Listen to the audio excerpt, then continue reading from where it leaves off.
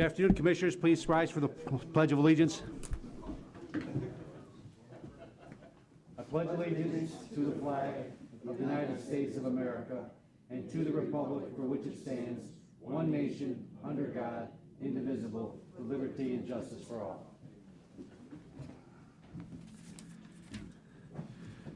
Before we begin, have some late-breaking news. Mr. Dowling, would you care to?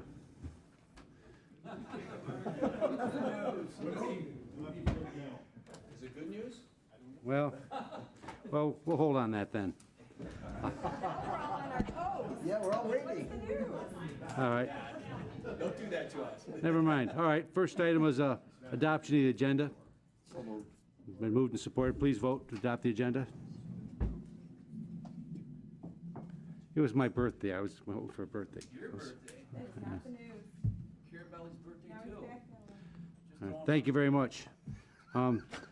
Item number 4 is approval of the minutes from November 1st and March 15th. Been moved and supported. Please vote to approve the minutes.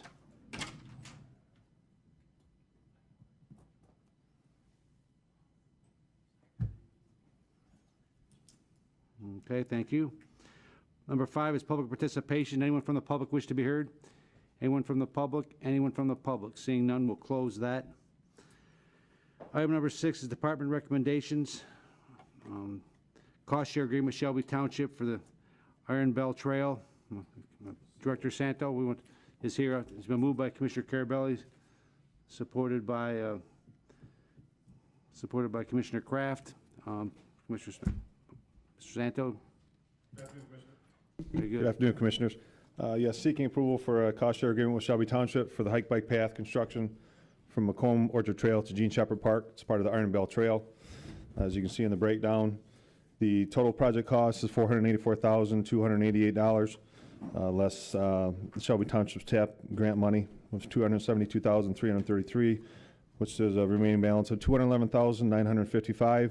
We are covering the construction, engineering, and inspection costs in the dollar amount of $37,835.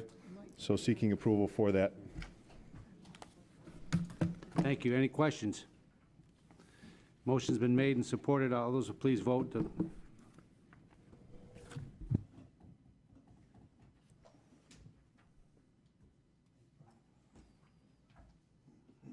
Great. Thank you.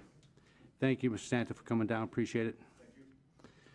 Presentation for the Renovation Monthly Progress Report. Anthony Fountain. Andy Fountain, thank you very much. Appreciate the opportunity to do this afternoon. That better? Can you hear me now? Thank you very much for the opportunity to speak with you this afternoon. Before I get into the update here, at the previous meeting, Commissioner Kleinfeld had requested some information with respect to additional scope items and associated costs. We did provide that information, and I just want to make sure that we acknowledge that here today. I also had some information for Commissioner Toko, her request, and obviously she's not in attendance today, but I'll be sure to follow up with her and provide that information as she requested. We have the update here today. I'll start with the the county building. We're approaching the end of the punch list work. We have a few items that are left to be completed up on the roof.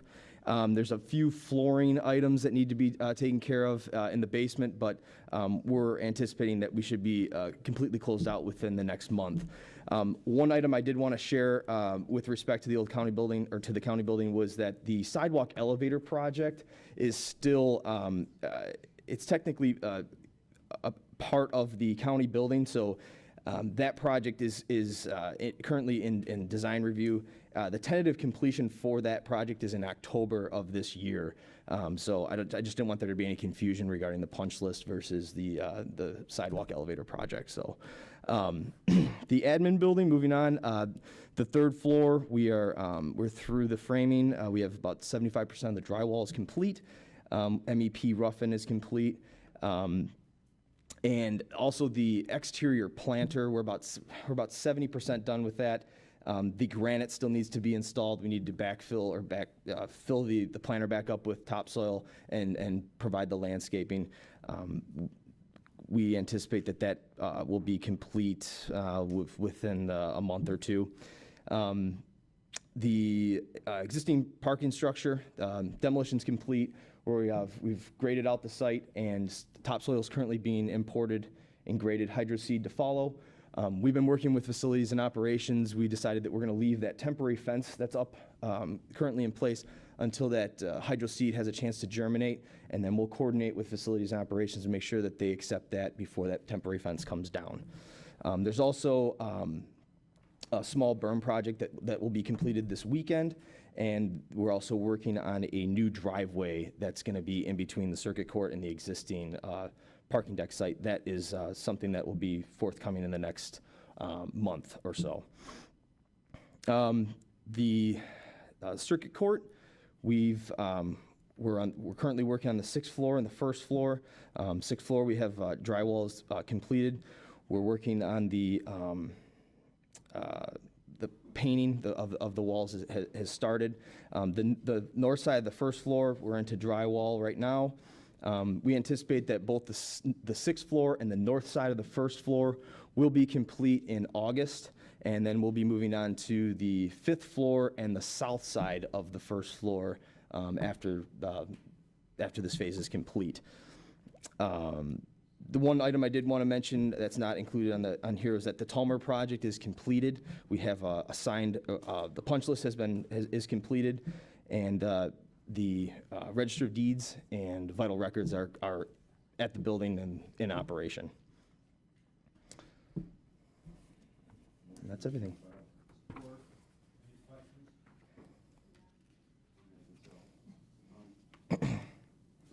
Commissioner Kleinfeld?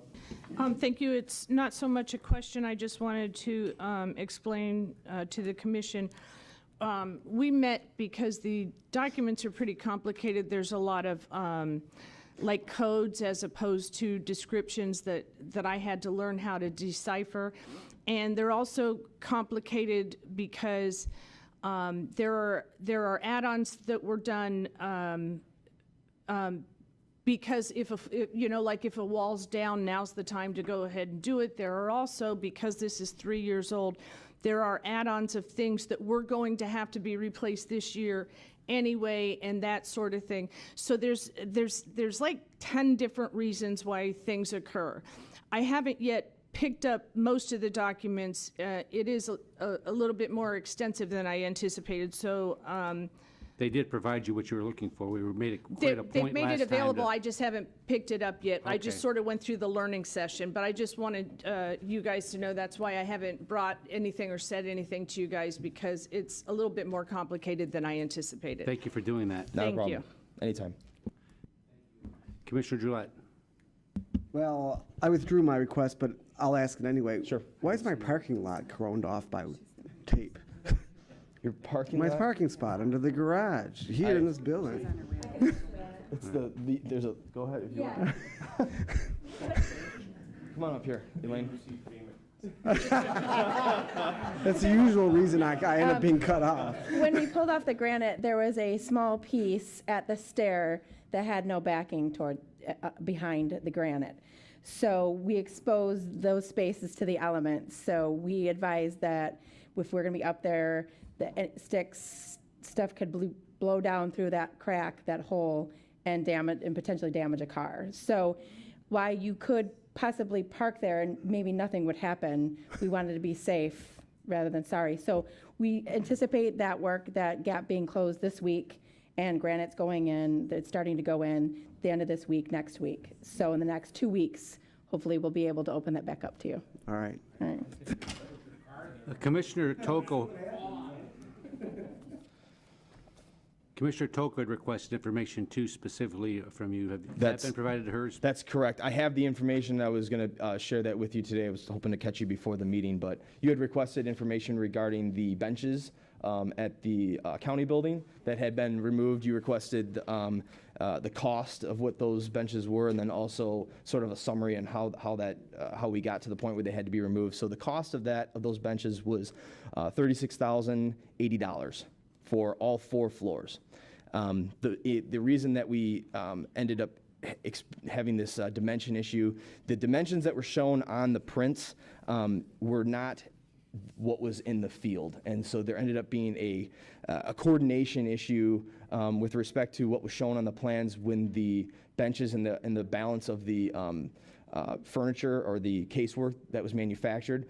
That coordination did not take place. However, we were able to repurpose these benches, and they will be installed at the circuit court. We're going to have an additional 2 courtrooms now at the circuit court, and in lieu of purchasing new benches, we're going to repurpose these benches over at the circuit court. Who pays for that, the installation and removal and the time associated with all of that? I'm sorry. So the installation would have been covered in that 36,000. I believe that I have to follow up on as far as if we received any costs regarding the removal of those benches. I'm sorry? No, no cost. Okay, we were not charged any cost to remove those benches. And are there other situations like that throughout the project? There are instances where there are coordination issues that result as a matter of as you work through the project. Anything specific, I don't have anything specific to share with you necessarily, but it does happen from time to time. But we include contingencies and other mechanisms in place to address those issues as they come up. If we feel that they're egregious or excessive, then we have the ability to approach contractors and back charge them if necessary, if we feel that that's appropriate. So you don't maintain a regular list of things that have happened like that? We maintain a list of every single cost event that occurs on the project, and we keep track of whether those items are a field condition, if they're a contingency item, if they're an owner requested item, if they we have multiple columns that we use to keep track of what those costs are. If we need to go back and look at any items that we feel that would be that fall under in this situation, I can do that for you, but we don't necessarily call that out. We don't know what they are. I mean, it was just by coincidence that I happened to be at the front of the court and noticed it. Okay. That one day they're there and the next day they're not. So if can you share that list with us of these things that have happened throughout the project? Sure, I can go and review that for you. Okay, Sure. thank you.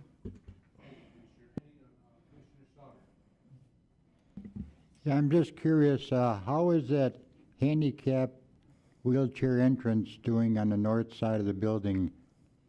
I know we were talking about that earlier. Are you still in motion to do that for the people? As I understand it at this time, that there is no plan to add that. But I was told there was. Okay. Yeah, I was told there was, yeah. Sorry, go ahead. Yeah, let me answer that. So in the, good afternoon, Commissioners. So Commissioner Sauger, the one thing that we didn't realize was the change in elevation.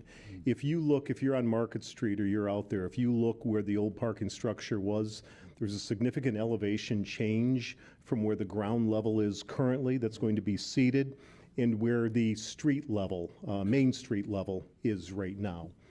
We have no plans right now. Our thought was originally to maybe put some parking in there or maybe make it a passive park and maybe some handicap parking with a ramp. The challenge that we have is it's such a significant change in elevation, you'd have to have a series of ramps to get us all the way up there. The bottom line is nobody's parking on the north side. The traffic is not coming from the north side of the court building anymore. It's all coming from the south side of the court building. So right now we don't have any plans to put in a handicap ramp. But when we go to develop that 2.3 acres, we have to take that into consideration. No, I was referring to not so much parking a vehicle out there. I'm talking about a wheelchair getting into the county building. And I know there was I forgot her name, she was here, but I asked her and they said, yeah, that's gonna be in the works for people to get into the county building, because the only ramp you got now is if they park anywhere north of it, they gotta come all the way down the sidewalk and then come up on the south side of the county building. To If the it's south side of the court building. Yeah, if it's in the works, fine, I won't Yeah. talk about it anymore. Well, it's something, again, we plan at some point to present the commissioners with how to develop that 2.3 acres. And even if we put an office building there, let's say that we need more court space someday on that 2.3 acres, we have to make it handicap accessible from that side of the building. Okay, So thank you. something will happen at some point. Thank you. You're welcome. Well, the whole issue, though, is that we have, it's a probate area down there, right? People got to get into the court, and those seniors are trying to get in down there, and, you know. But again, everybody's coming from either in front of the court building or to the south of the court building, and there's adequate they get- accessibility, ADA accessibility. Yeah, but how long is the run? I mean, how long is it's not a short walk, though, is it? There, well, from the center of the court building, it's just. When I was handicapped a few months ago, you know, even the slightest extension made a difference to me. So if I was 90 years old, or Sure. it was, you know, anyway. So We just as an FYI, as an administrative issue, we did work with the city of Mount Clemens, and they were gracious enough to turn. We had a couple of courier spaces out in front of the old county building. This is before we redeveloped it. It's where the couriers, the mail people, the delivery people. Yeah, okay. Would park. They have eliminated those, and they've added 2 more handicap spaces directly in front of the old county building. That's in addition to what we already have. well, that's good. All right. We have not been receiving, we received a couple of complaints when we first opened this building from employees about there not being enough handicap parking spaces in our new parking structure. So we added some additional spaces on the lower level, because anybody that works in those 2 buildings, they like to park in the lower level of the new, because they're taking the tunnel through the buildings anyway. We have not heard one complaint All right, good. from All our right. staff. Okay, thank you. Thank you, appreciate it. Commissioner Carabelli. Oh, he's gone, okay. Any other questions? Need a motion, we've made a motion to receive and file. Will you please vote on this?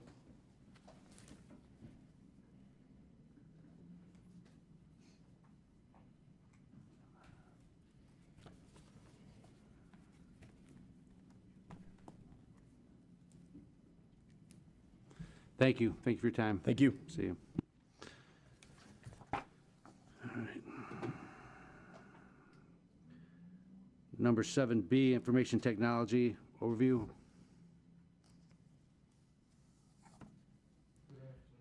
Good afternoon. How are you today? Good afternoon, Commissioners. I'm doing good. Thank you for the opportunity to just give you a little bit of background of, you know, what we do in IT and how our department works. I'll kind of start with our organizational structure. The IT department is divided into 3 business units, if you may call it that, namely our technical services and networking division, the applications and enterprise division, and then also our project management office. It was restructured like this, you know, probably 3-4 years ago in kind of accordance with a study that was done by Plante Moran, and it's been working pretty well for us.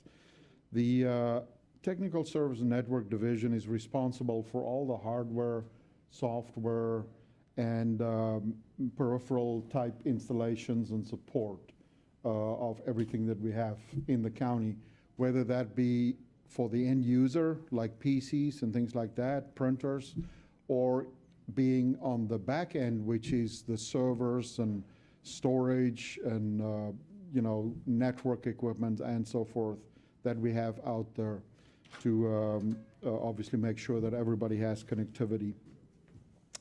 The Applications and Enterprise Solutions Division is responsible for our web environment, making sure that you know, we stay up with our web environment, supporting it, but also developing the web environment. They also do coding in general, which is when we write custom applications for different departments in the county. That's what they will do. They write also reports for departments that are customized and that where you need IT skills to be able to write those reports. And then they also support obviously the custom applications and those type of things. The project management office takes care more so of the business functions for us. In other words, the project managers obviously will take care of project management of our especially larger projects. Making sure that they do risk assessments and things like that, the general project management type functions that you need in that type of environment. Then they also take care of some other business functions, which I will address in a little bit. At the executive level, we have a chief information officer, which is myself, a deputy director, Sandy Wilson, that works with me. We also added a security administrator in 2016. It's been great for the county to at least have a person that's full-time responsible for security of data, environment, cybersecurity, and so forth in the county. His name is Stephen Monato, and then also I have an assistant, Denise Manser. We have a total of 39 employees working for Macomb IT, plus contractors, and that number varies from anywhere from 5 to 10 people depending on the time. I will send you an org chart. I should have done it before this meeting, but I will send you an org chart of IT as well as this document that I kind of draw up to explain to you. So at least you have that as a reference moving forward. Just from a budget perspective, we have a few different things. Obviously, our operational budget's very similar to operational budgets of the rest of the county. The one big difference is we have a maintenance line item in our operational budget of about $3.5 million. Main reason for that is to keep our vendor contracts that we have for all the different systems and applications, to keep those in good standing. We also responsible for the county 660 budget, which is our telecommunications budget with mainly AT&T, and then some of it for our voice over IP phone system that we have internally in the county. So we also do the phone billing for the county, in general, specifically regarding AT&T. We also have a capital budget for 2017. The budget's around about $8 million. This is, a big component of our business. And the capital budget is just structured in really three main budgets. The first one is called what we call PC replacement. PC replacement is what is used to replace desktops, printers, and keep, peripherals, those type of things, keeping everything going. We have a 5-year replacement plan with that, with our PC specifically. So, that's mainly what the replacement budget's used for. We also have an infrastructure budget, which is more so the back end. So all the fiber, the switches, the routers, servers, storage, and things like that is covered under that budget. And then we have projects, and projects is mostly what departments provide us at budget time, of projects that they want to do the next year. And June, actually now, we're starting that process with our different departments. And then, we gather all that information, and then when we submit our budget to the executive office as well as the board, we incorporate those items in the proposed budget that we will submit at that point in time. Regarding roles and responsibilities on the technical services and network area, if I can just elaborate on a little bit on that. Jennifer Lehman is in charge of our technical services and network division. And she oversees 5 what we call network specialists, and also Tony Augusti, who's our person in charge of our help desk and all the technicians. The help desk technicians are primarily responsible for end user problems. So if we have issues with desktops or anything, when you call help desk, they are the guys that answer the phone and make sure that they get you up and running. So that's what they do. And then we have the 5 network specialists, which is a level up, and they act as a high-level support for the technicians, issues that they cannot resolve. But also, they take care of the back end of our environment. In other words, all the servers and switches and those type of things that provide connectivity throughout the county and to the internet and so forth of the network. In the project management office, we have the project managers, obviously, that do their project management duties. We also have business system analysts.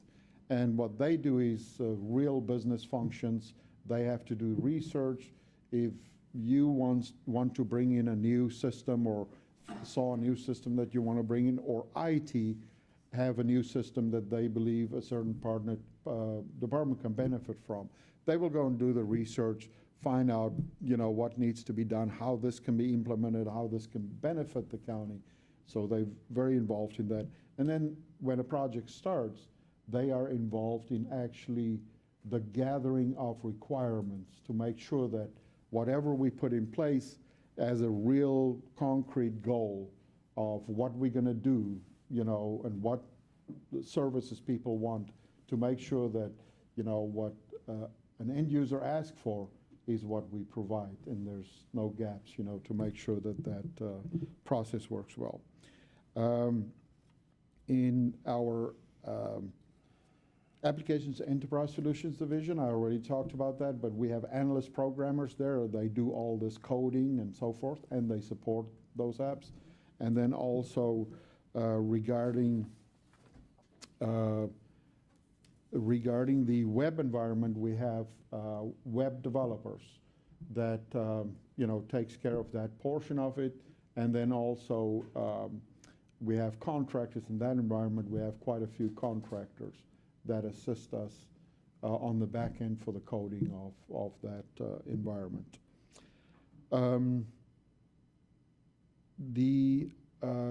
Regarding communications, I think the most important communication tool we have on a daily basis is a ticketing system that we use in the county, where you can put in a ticket, and we have designated people that do that. You can put in a ticket for something that's broken, either a system or a single computer or whatever. We call them trouble calls or break fix situations. And those tickets are put in either by calling the help desk, emailing the help desk, or in some cases, our users can put in some of those tickets. Not all departments have that functionality. We're actually upgrading that system in process of doing that. So when that's completed, our goal is to eventually have for everybody have the ability, if there's a problem with your computer or something doesn't work, you can go ahead and put in a ticket, and it will go straight to the help desk and pop up, and people can start working on the problem. So that's one of the main things. The other thing we do is every project manager that we have assigned departments, and they are the client liaison for that department. So any questions that you have, future things that you want to do, discussions that you want to have, things that are not getting done by IT, or frustration, you can bring it up with these people. There's a liaison on the customer end as well as a liaison on our end, and these people communicate. Those liaisons on the customer end also have the ability to make financial decisions for the department. In other words, they can put in requests for new machines, new equipment, things like that, and we strictly go according to that, because of you want to make sure that we don't do something that a department doesn't want. Jako, on that point, Yeah. you are following the county purchasing policy about thresholds of spending that need to be reported to the board. Are you familiar with that? Are Excuse you familiar with the dollar thresholds for, board authorization before you spend it? Yeah, we are familiar with that, absolutely. Just remind you. Okay. Yeah, If you didn't know, then I would know we'd have a problem, so, yeah. thank you. No, we are very aware of that, and when those requests come in, Cumulative too, by the way. yeah, it goes through a process, up in our organization, and at some level, that is being vetted and made sure that, we abide by those policies.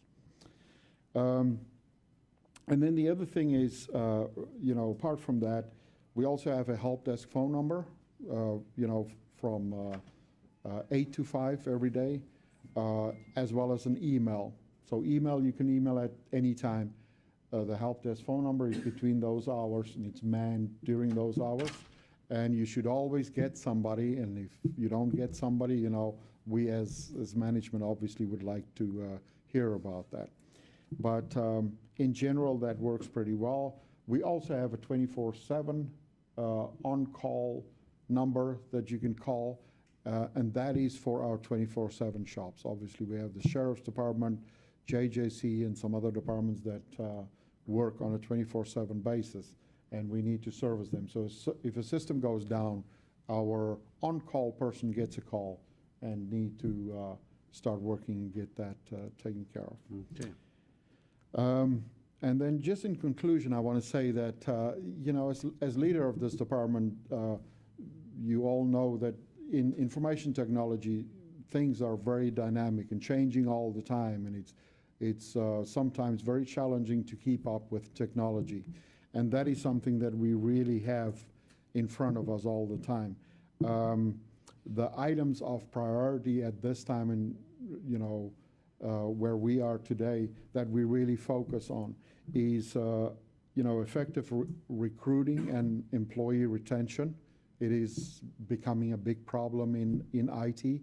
We are very fortunate for the past year and a half almost now that we have not had turnover of people leaving IT.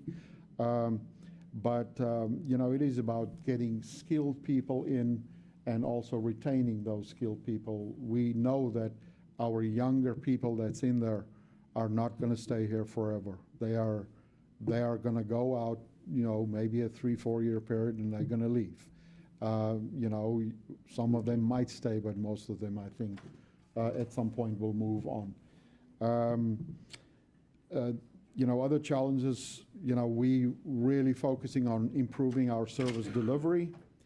We're looking at more agile ways that we can provide solutions to our customers.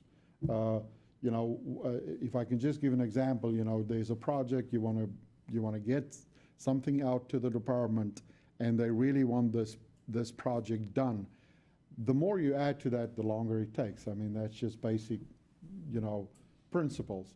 Sometimes you can divide that up into phases and say, what is your immediate need? We can deliver that for you maybe in 2 or 3 months. We can get that done, rather than waiting a year before you get everything, and be more agile in the way that we do things. And it is not just about that, it's about software development and how you update software and do things like that. We're really looking into that to change the way that we do that in the county. Then also balancing our infrastructure to leverage a hybrid cloud environment. Cloud's been a swear word in government for a long time, but the federal authorities have created a system called FedRAMP, and they have now gotten the big cloud providers like Google and so on to actually have environments that FedRAMP compliant, which means that we can securely put systems out in the cloud, and those systems adhere to CJIS requirements, for public safety and things like that. For example, all the servers needs to be inside the United States. The people that work on those systems need to be cleared by CJIS to be able to work on classified information, all those type of things. So those things are really happening now, and it makes it easier for government. And so there's Very good. cost benefits and things like that that you have to look at and balance that, and that's really a big priority. We're going to of review ours. some of those items at the budget. So when you come through Absolutely. the budget, so, and give us Yeah, some detail on that. we will definitely review it at that Is there time. any other, Commissioner, told you have a question? No? Question? Oh, Thank you, Mr. Chair. yes. Hi. Did you have a chance, I know we're probably speculating ahead, did you have a chance to see the jail report that was done here a couple weeks back? Any? Are you talking about the jail report that was done, the data analytics report? Correct, Yeah, yes. we had one of our employees, Joe McBratney, was pretty much the person that sat for 18 months working on that day and, I mean, every single time. That was pretty much his job. Okay. And worked with the company on creating that, so. Okay, so there is some talk about pretrial services as being a very integral part of revamping our jail system to some extent. So I would take it that your department has some ideas on how to do that, and would have some cutting-edge stuff that would enable us. Absolutely, and the thing is, one of the things that I actually have on here, big data and data analytics. You know, it doesn't stop there. It's not just what's happening there. What's happening in the industry today is, you know, we've been delivering services, you know, very well to our constituents over a very long time. But trends and things like that is very, very difficult when you work with all these data sources. And then the other problem that we have in government in general, it's just how things were, is that every department has their own needs. If I need a case management system in the court, I put mine up and I really don't care what other people do. Right. And everything is done in the siloed format, and that's how the county was structured. You know, what we need to start doing in the county is we need to sit around a table and get people to talk about that data, how that data can be used and analyzed to improve services we got that. to our customers. And that is really where everybody is going. I mean, you talk private industry, you know, many of them are really moving, making great strides in that direction. But in government, it's pretty new, but you know, that's what we need to do. And you can predict trends. You can, for instance, the jail environment, you know, how you're gonna, when you build a new jail, how are you gonna do that? That type of information can help you about how many beds you would need to have in your new facility and all those type of things. Sheriff Wickersham told us he would come back with some plans, and he was talking brick and mortar plans, and I had kind of specified to him, also bring me back some IT plans. I want to see some ideas on what we're going to do to transmit data, because I think a lot of brick and mortar can be put aside if we have good data. In other words, a lot of people might not have to be in jail if we have a good pretrial service that can identify the danger, those that have to be in jail versus those that need mental health treatment or those that need drug rehabilitation treatment. Yep. So, but there again, that exact same thing, you know, the courts, case management system, court view, the jail case management system, you know, Fenitrac, the district courts are on state systems. Yeah. And it is very difficult to get that data together. Those are the entities that need to start working together. We just yesterday talked about a fingerprinting system for the jail that it's already in place, and a lot of, you know, things are there, but they want to kind of take it to the next level. But really, to take it to the next level and make it valuable, you need to start integrating with other entities, because when you start using fingerprinting to identify somebody in a database, then there's no two things about this is the right guy.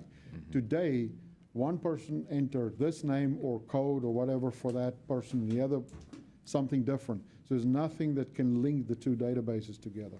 That's the type of thing we're talking about. And I've had conversations with Sheriff Wickersham, and he's very willing to sit down and discuss all these things. well, thank you for your presentation. Thank you, Mr. Chair. Thank you, Commissioner. Commissioner Toko. Thank you. Jako, can you give us more information on the contractors? Do you have contractors on a regular basis? Yeah, I have a few contractors that's regular. One of my top developers has been with the county for 7 years now. You know, he's the person that stood up our Drupal environment for the web environment. I have another contractor by the name of Alexi Bozine. Alexi, same thing. He's been with us now for I think about 4 years, and they are vital to the way that we do business and the way we do things. One of the biggest challenges I can tell you that we have in IT today is on the contract side, on the developer side. The kids that leave school today, they all go and work for contractors because they make big money right off the bat, and they're not interested in benefits. They go from city to city wherever they need it. You know, it's kind of an interesting lifestyle. Move around, doing you know, things like that. It's not appealing to everybody, you know, and that's where we find, for instance, areas where we can compete really well. I have 2 appointees in my office of 2 ladies that decided to come to our department at a significant salary cut, but they are local to this environment, you know, to Macomb County, and they want to work closer to home, be closer to their kids, and have a little bit more of a, you know, family life. They work their full hours, and it's great additions to our environment. But yeah, we do have quite. And then there's contractors that move, you know, in and out depending on projects and things like that. So the contractors, though, they're periodic. They come and they go. They're not here. Not all of them. Most of them are, you know, temporarily, but there's quite a few that actually are full-time. I mean, I can give you a list of who they are, no problem. Okay. And which ones are like permanent contractors and which ones are not. And is that based on their expertise or? Yes, absolutely expertise. Okay. And they don't want to be county employees. They like to. No. I have one, Alexi Bozine, that would love to become a county employee. He's currently a Canadian citizen, originally from Russia, but he's an H-1B visa holder, and you know, the county can sponsor him, but that is as a last resort if we cannot find anybody else. And we almost did that about a year ago. And then we found a U.S. citizen that was able to do the job. But Okay. there's one person, for instance, that would, a very good employee for us. Okay. And on another topic, the web pages, do you maintain the web pages or do you just design them in IT? We design and maintain them, and then we have what we call content editors in each department, and they will then go ahead and put up their own content. So if you have areas in your web page that you want to change all the time, you know, information that needs to be kept current, you have the ability to go in and change that on a daily basis, and we don't want to be involved in that. But if there are significant changes like a redesign or things like that, our guys then will step in. And also some departments don't want to do that at all. They don't have a person with a technical ability or want to. And for those departments, we do the support. They just submit a ticket and we update the webpage for them. Okay, thank you. Okay. Seeing other speakers, thank you for coming down. See you at budget time. I'll see you at budget time. Thank you very much. Need a motion to receive and file? So moved. Support. Please vote. Supported by The contractors?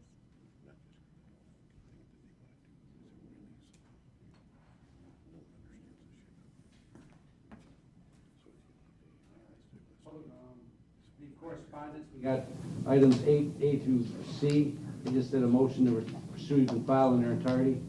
So moved and supported. All those receive and file. You have a question, Mr. Stokel? Okay. All those please vote to receive and file them, please. Thank you.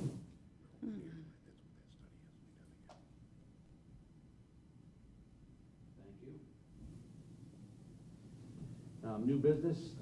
There is new business. There's a press release this afternoon by Candace Miller's office. They issued the bonds today for the repair work in Fraser. They issued a total of $147 million in bonds, $70 million for the sinkhole, and $77 million for the 2010 bond refinance, saving $5.9 million. So it's savings plus progress. So it's a double-edged sword. And so congratulations to everybody in the county from making this come off as smoothly as it did. So thank you very much. Any other new business? Don, just a question. Is there been any discussion on how much we saved or lost because of the delay? Well, we're going to send Sterling Heights an invoice. So no, I'm just joking.